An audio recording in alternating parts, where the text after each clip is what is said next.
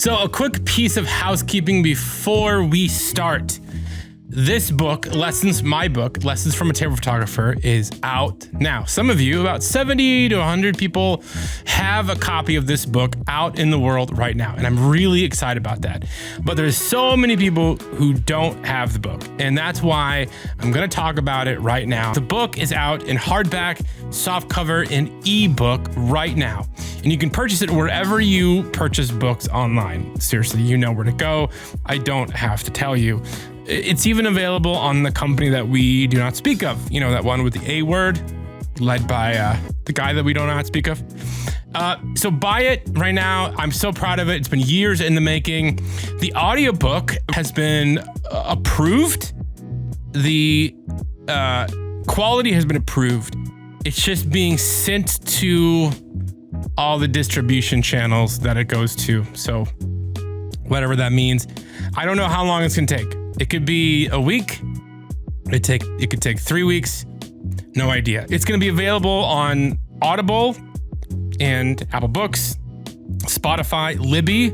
I just learned about Libby, by the way, for all you book nerds. It's a thing. It's like a library for audiobooks. You can just check it out. Don't understand it. But there it is. It is coming soon.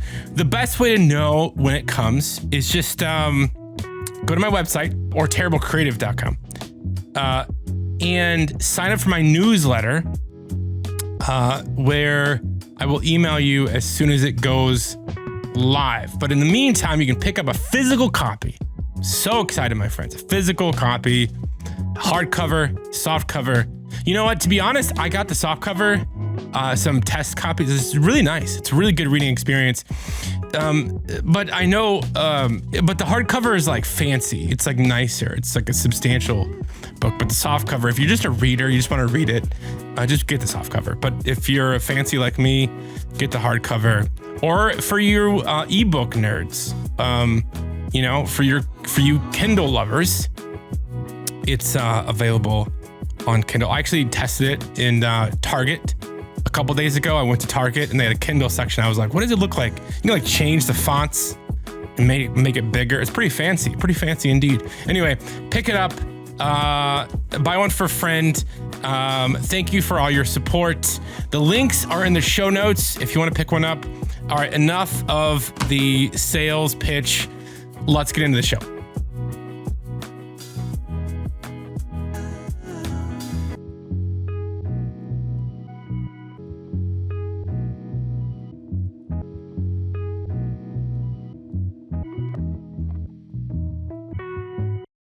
So there's a man standing in a patch of clearing in Ozark, Arkansas. Behind him are bare, skeletal trees against a sky the color of a wet sidewalk. There's high voltage power lines run overhead with a low industrial hum. This is not a romanticized postcard vision of the South. It's a piece of gray dirt under a utility grid. And he has an iPhone mounted on a plastic tripod off to the side. He's holding a small yellow guitar with an embroidered floral guitar strap. And he opens his mouth and starts to poetically sing about the cost of insulin. His name is Jesse Wells. He's 33 years old. And Jesse Wells had a golden ticket once, the major record deal, the tour support, the whole bloated machinery of an industry designed to turn art into units shipped. The machinery chewed him up, got bored, and dropped him onto the pavement. And Jesse went back to Arkansas, sat in the dark for a while, broke, and close to quitting music entirely. And then in 2023, his father had a heart attack. In the midst of that darkness, he downloaded TikTok. He watched a video of fellow musician Oliver Anthony, a red-bearded factory worker from Virginia, standing in the woods, singing into a phone about being broke and angry and done with the whole grift. Anthony had zero chart history, zero label, zero promotional machine. Working all day, overtime hours for bullshit pay so I can sit out here and waste my life away.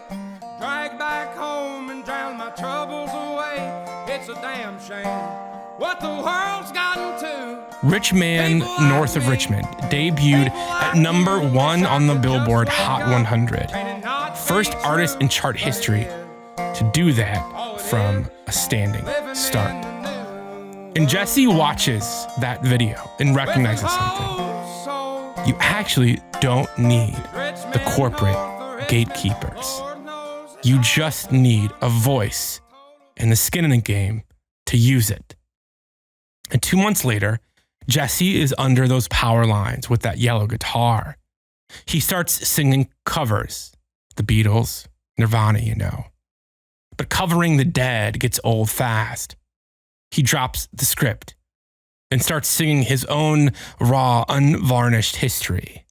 Songs about insulin prices, healthcare executives, the cost of being poor in a country that tells you that you're free. And 3 million people found him on a platform designed primarily to sell data and cosmetics. And forget the 3 million views. That's just digital noise.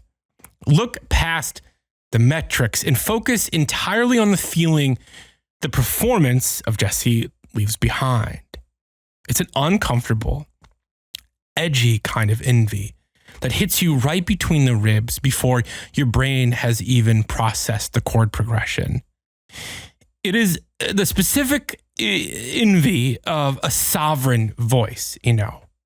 You are watching a human being who has found a way to state his absolute truth without filtering his anger through a brand guidelines or an algorithm's tolerance or a client's budget.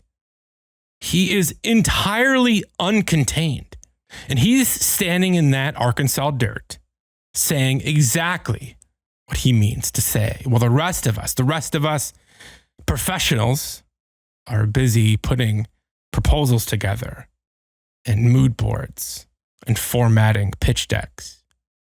And what does a man with a yellow guitar under a utility grid in Arkansas possess that the rest of us, with our years of professional training, our high-end gear, and our stable corporate client lists cannot seem to figure out? You know, this episode lives in the dark, uncomfortable space between the expensive tools that we've spent a lifetime earning and learning and the things that we've never learned to say with them. It's about the exact moment where our fluency with the tools outpaces our actual courage to speak. This episode lives in the dark, uncomfortable space between the expensive tools that we've spent a lifetime earning and the tools we have never learned to say with them. It's about the exact moment where our fluency with the tool or the light or the client outpaces our courage to speak. It's when the execution muscle is so well trained that it automatically sanitizes our raw chaos into something we merely know how to finish. Well, my name is Patrick, and this is the Terrible Creative Podcast, where we have honest conversations about creativity, identity, and discovering your voice. Today, my friends, is episode 66, and I'm calling it Mute. Today, we are somewhere between competence, silence, and voice. And if this is your first episode, I just want to say welcome. Feel free to jump around. These are in no particular order. My email is always open. Link is in the show notes. Before we begin, I just want to offer a quick serious note. Near the midpoint of this episode, I talk about a personal photography project from 2004 that deals directly with the grief and the aftermath of school shootings. I reference Sandy Hook and Uvalde as a way to build a frame out of the raw fury. And I get pretty specific about the graphic visual details of the set that I made for this personal project, including simulated violence involving children. It's a brief section, but it has some pretty sharp edges. And if that is a territory you need to protect yourself from today, I get it. I just want you to know that it's coming, and I want you to take care of your headspace. All right, with all that said, let's get into it. When the sky ain't blue and the bills ain't due and the pigs fly away on a big balloon, when the cake ain't sweet and the sun don't heat and my mama don't love me no more, call me when you win the war. When the dog don't bark and the knife ain't sharp and the stove ain't hot and the night ain't dark, when the fire don't smoke and the boat don't float and they finally go and tell you what for, call me when you win the war. So here's the thing about Jesse Wells that I keep just thinking about. He failed at the thing that most of us, a lot of us who listen to this podcast, have pretty much succeeded at, you know? He had the deal. He toured, not that we're all musicians. He failed at the thing most of us are working so hard to succeed at, you know? Making it in sort of the corporate space, going the traditional route, you know? Looking for the corporate clients, working with brands, because he had a deal, you know? He toured. He did the work that the industry asked for, and it didn't take. He got dropped, and he went back home to Arkansas. And by every professional metric, he failed. He lost. And that failure is exactly what put him in that clearing underneath the power lines. Because Jesse Wells had no lane to protect. He had no professional identity that required him to stay legible, to keep the portfolio clean, to produce work that fit what his clients expected.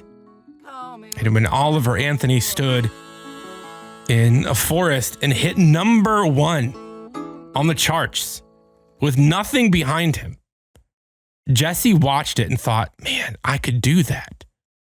It wasn't so much a strategy for Jesse, but more of a permission slip. And I think, as I talk about a lot in this podcast, most of us never get that permission slip. We have earned our lane, you know? We built it carefully over the years with real money and real sacrifice. And the lane is real and it pays. And most of us, I know I'm not ungrateful for it. And this lane also has walls, you know. And the further in you go, the longer you do this, the harder it becomes to see over those walls. Here's the part that I'm thinking about a lot lately. You know, really with Jesse's story, but my own story too. Jesse had the label deal, the one that was supposed to give him everything that he wanted, you know, the one that was supposed to make him. But it actually gave him nothing that lasted. The work he made alone, however, angry, under those power lines, gave him not 1, not 2, but 3 Grammy nominations. He got the Best American Roots Song, Best Americana Performance, Best Americana Album, plus the Spirit of Americana Award for Free Speech and Music, which he won at the Ryman Auditorium in Nashville. The machinery that was supposed to make him successful didn't. The thing that he did alone out of anger in that field under those power lines that he thought nobody cared about, that's what made him successful. I want to tell you about a photographer friend of mine that I know. Her name is Sophie. Sophie is a beauty photographer mostly. She works with beauty brands. She's really good. She's been shooting commercially for about 12 years now. She shoots lifestyle, product, brand work. And she's a serious photographer. She works for serious clients. She understands light the way a skilled surgeon understands anatomy. It's not as a theory, but as sensation, as something that she can feel go wrong before she can explain why. And last year, she decided that she wanted to make a personal project. She was actually listening to this podcast and she was like, I want to make a personal project. Something that had no brief, no client waiting on selects, just her and her Fuji GFX camera and the intention to make something true. And she told me this past week, as we were talking about this episode, that she never really got started. And it's not because she lacked the time or the money or the gear or the access, but because when she sat down to plan it about the details, about what she wanted to say, she said that her professional brain would take over immediately. She said she felt like she needed a direction, a concept, something to translate what she was feeling into a shot list. She said that she had no ideas. She didn't know where to start. And so she did what she always does when a project feels a little undefined. She started to look for a reference, a grounding point. She would scroll Instagram at midnight, then Pinterest, Behance, scrolling for something, anything that would point her toward a box that she could work inside. She was looking for a brief that nobody was going to give her.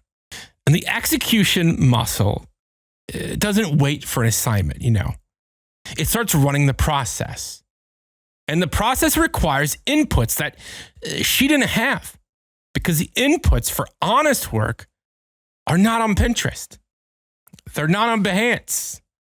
They're not on Instagram. They're not in a brief that your client emailed you, because she could tell me precisely what her style was, but she could not tell me what she was trying to say. And that gap between style and voice, between the muscle that executes and the one that means something, does not open for beginners. Because a beginner is still learning to use the tools, The gap really only appears when you're fluent enough, you're good enough, you're professional enough to notice it. It's a photographer who can light anything, who discovers that she has nothing to actually say.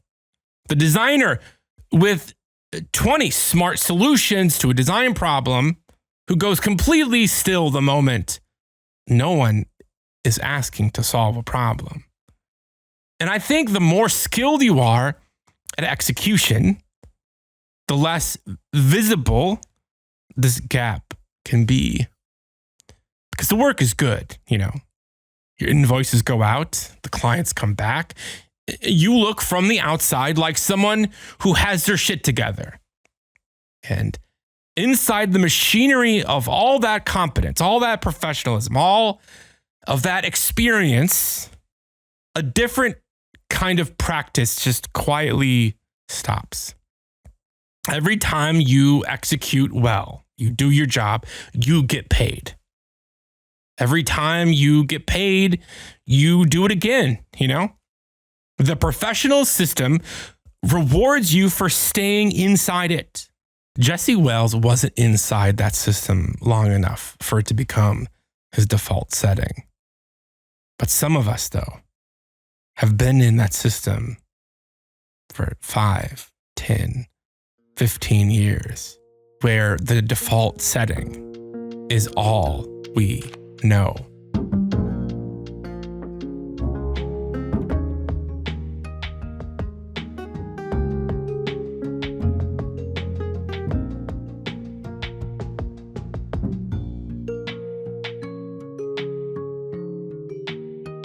So the market has learned to counterfeit the appearance of grief and truth for less than a price of an actual human experience.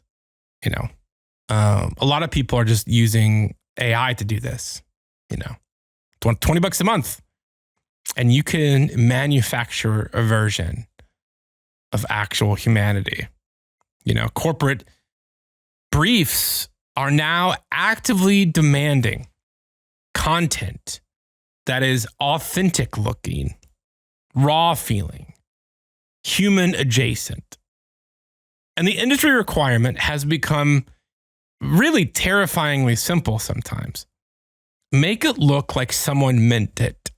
They want the aesthetic of a scar without the messy, expensive reality of the cut, you know? They want the residue of soul without the human being attached to it, because that's messy and unpredictable.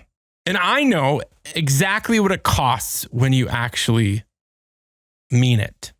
But a prompt cannot carry history, you know? All these people trying to prompt their way into human, honest work. It just doesn't work.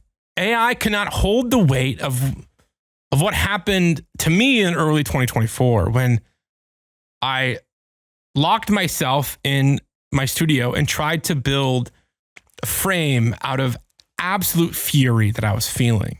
The layout of rage didn't happen overnight. It had been festering in my gut, my soul, for over a decade. So in late 2012, my daughter, Lucy, was just 2 weeks old. She's been home from the hospital for like a week. And I remember sitting on our couch in our living room at that time, the Woodlands, Texas, holding her tiny, fragile, vulnerable weight against my chest, watching CNN live news footage of the Sandy Hook Elementary shooting. And I just sat there, rubbing my daughter's back, staring at the screen as 20 children, kids just a few years older than my Lucy, sleeping in my arms, were systematically slaughtered in their classrooms. Connecticut State Police said they are responding to that shooting at Newtown, pardon me for that. The shooting was reported at a school on Dickinson Drive, again, you know, Newtown. every parent remembers the precise moment the world became permanently unsafe for their children. And for me, it happened 2 weeks after my daughter was born, sitting on that couch. For years, that horror has just sat in my chest, you know, getting heavier. With every school shooting, it just multiplied it, you know? It started to mutate into a quiet, helpless despair as the calendar pages turned and nothing has changed, you know? The headlines repeating themselves like this sick, evil loop. And then in May 2022 came Uvalde, Texas. 19 more kids, 2 more teachers. I watched, like all of us, all the same bullshit corporate and political thoughts and prayers roll out on the exact same platforms.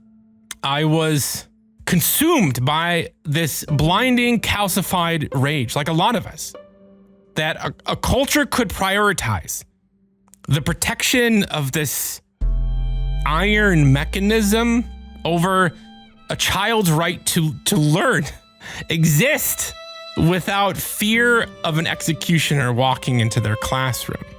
It's the hopelessness. It almost became like a physical weight. I couldn't breathe inside that silence anymore. So in early 2024, I started planning a personal project. I wanted to make a provocative image that would start conversations. I didn't want to hold back. I wanted to make something as fucking honest as humanly possible. And so I walked into my studio and I closed the door and I started to plan and to research. I wanted to be accurate, really accurate to what a school classroom looked like. And so what started it all was I researched what type of floor tiles school classrooms use in America. And I found them. Crazily on Lowe's.com. I ordered them. It was $70 to order 2 packs of floor tiles. That's what started it. And then I decided that I needed the gun shells from the guns used in these school shootings, and that was the AR-15. So I crazy enough, I went on eBay and I was able to purchase spent shells from an AR-15. Again, the same weapon used statistically in these type of shootings. At that time, I remember there's an author named John Green. He had a book called Looking for Alaska. And these books were actively being banned in school districts across the country at the time. Specifically, it was from Florida, which pissed me off, right? Right? Like, how could books be more dangerous than these fucking weapons? And I wanted to, being a photographer, lighting is really important to me. I obsess over lighting. I want it to be accurate. And I wanted to light it the way that classrooms were lit. And it's never sexy. It's never like the movies, because the movies always it's always dramatic, and there's it's always designed for the screen. But have you ever been in an American classroom, I guess, probably classrooms all over the world, it's not great lighting, right? It's just top down, kind of, just unflattering fluorescent light, right? Daylight balanced light from overhead. And I wanted this image that I was going to create to be that, honest light for an honest subject. And when it came time to shoot, I did not hold back. You gotta understand, guys, this is how my brain works. I spent time researching blood spray patterns. I was reading, criminology articles about what does blood do when it exits flesh. How does it pool? How does it spray? What does that look like?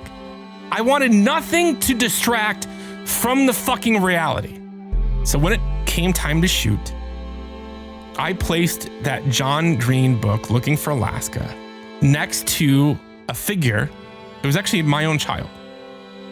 I placed Lucy on the floor on these tiles, these white tiles with these speckles of faint color. And I put her in a position of a dead child who fell out of her chair onto the floor. And I placed that John Green book right next to her, opened up with the dust jacket coming off, the spine broken. I placed the blood around her neck like it actually happened. I printed fake school assignments, scattered them all over the place. I purchased a used school chair off of Craigslist just so I could place it in the right-hand margin, I wanted every fucking detail to be thought through. This was important to me. I channeled every gram of fury that I had into the production details of the shoot. There's some details that you're like, that doesn't matter. That doesn't matter. Patrick, that doesn't matter. Why are you going to that extent, right? It does matter. It absolutely fucking matters. Because in my head, I believed that if I could make the image honest enough, real enough, if I could get every detail exactly right, the people would have to notice. They would have to understand these are not just headlines or fucking policy positions. These are our kids, And this is what it looks like. Unfiltered. when we choose not to care. The image was done. I completed the image. And it was exactly the image that I had been carrying inside my head, translated to my Mac monitor. And then that image sat in a folder on my hard drive. The same hard drive that holds product shoots and portraits of smiling CEOs. And when it came time to post it, the platforms obviously flagged it within like 12 hours. I didn't think through that part. I just wanted to make the image, you know? I didn't think through how these platforms would respond to it. And then being flagged on places like Instagram, obviously, and Facebook and whatever else, I entered it into industry competitions, hoping that a jury might give it the space it needed to breathe, you know, and it landed in silence. And I wasn't doing this for attention. I wasn't doing this to win awards. I wanted people to see it. That was important to me. I wanted people to see it. I wanted it to start conversations. About 9 months later, I made a second image, much less, how should I say, graphic. It was a teenager in a respirator standing in like this like cracked earth under a toxic green sky in a really dilapidated and abandoned neighborhood. We photographed it out in the Salton Sea in California, Salton Sea, California. And if you know anything about that area, you know that it was a place called Bombay Beach where chemical runoff around the 60s basically killed everything. Killed fish and plant life and everything, and causing mass economic disruption and all tourism to die, to leave, and the town just died. So the town is just abandoned. And it's just, if you ever go there, it's just a wild area that just, it smells like death. And we photographed this teenager there with this mask on, with a backpack on. And I just wanted to show the effects of climate change, you know, like just the idea that the choices that we make as adults, they affect our kids' future, you know, that when our parents made their decisions, at the time they made them in the vacuum sometimes, you know, not thinking about the problems that they were giving us, their kids. And now today, the same thing is happening. The problems that our kids are facing or will face are the direct result of the choices that we make, you know?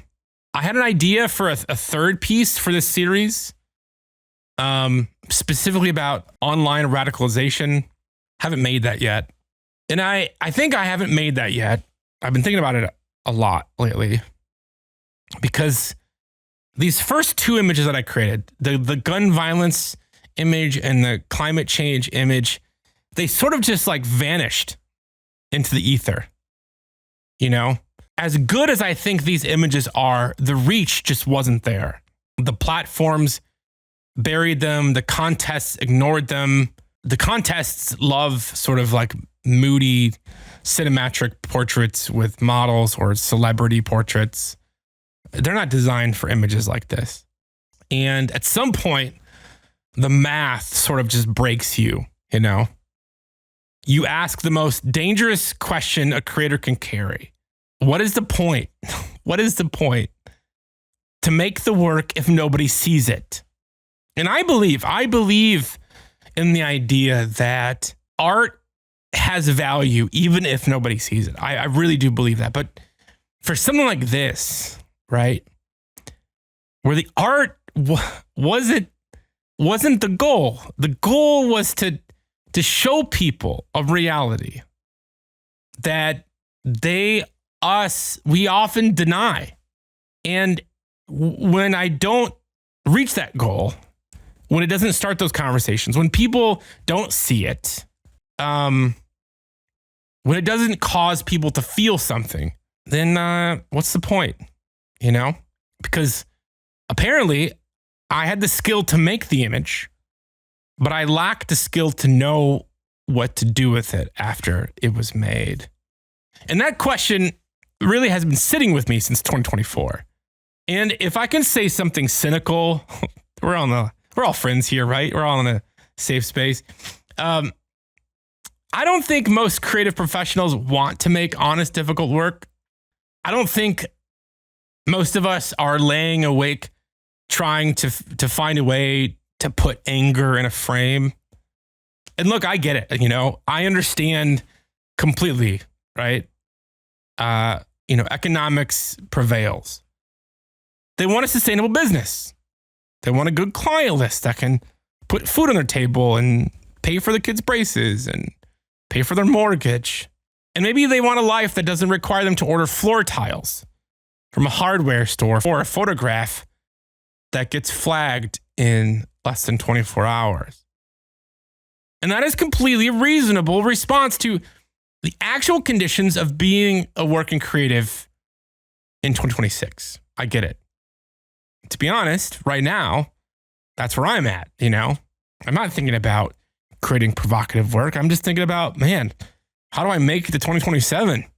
And what I'm actually envious of with Jesse, when I sit with it, it's not what Jesse's talent really. It's that he found a container built for what he was trying to say. I have no desire to be a musician. I will never be a good singer. I will never learn how to play guitar. But one thing that I wish I had, though, was that specific way of reaching people the way that music does. You know, a 2-minute folk song with Jesse's voice and yellow guitar and the green Arkansas light moving in the background does something to a human nervous system that a static image competing with 10,000 other static images in a feed designed to be forgotten in a half a second simply cannot do. The work was real, but the medium, it couldn't carry it where it needed to go. I knew how to make the image. That's what I'm good at. That's what probably a lot of us are good at. We know how to technically make the thing. But for me, I did not have the right room for it. And here's the most uncomfortable thing that I've been walking around with for the past few years, the thing that I find genuinely difficult to say out loud. If nobody was paying me for photography tomorrow, right? If suddenly the invoices stopped and I had to decide what to make, I'm not sure I would be making images. I'm just going to say that out loud. You know, maybe I would. I probably would. But it would probably come from like a rangefinder or an old film camera. Nothing with the complexity of what I do for clients right now, or the complexity of that school shooting image that I did for the personal project. You know, I love photography. You know, being a photographer is really intertwined with my identity. But when it's also how you pay for everything, you know? It gets complicated. Shit gets real complicated. Because sometimes the feeling of a camera in your hands feels like just work on a Tuesday. And lately, for me, I find writing and this podcast more creatively fulfilling because it's a container for the words and the feelings and the thoughts that are really hard to translate into pixels. I can use my voice in photographs, but it's damn hard to get them heard or seen in that way. This is much easier. I will admit it.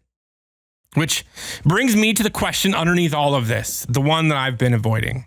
Does it matter if no one sees it? Again, you know, does art have value if it's just locked in a drawer? Was it worth making those images if they landed in silence? Is the unfinished third image worth starting if the platforms will bury it and the contests will ignore it. Marcus Aurelius wrote, I'm a fan of the Stoics.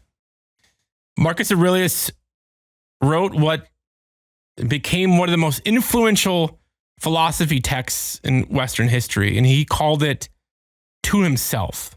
And Aurelius never really intended anyone to read it. He wrote this text during military campaigns, in the margins of war, as private practice. It wasn't a performance. It wasn't for an audience.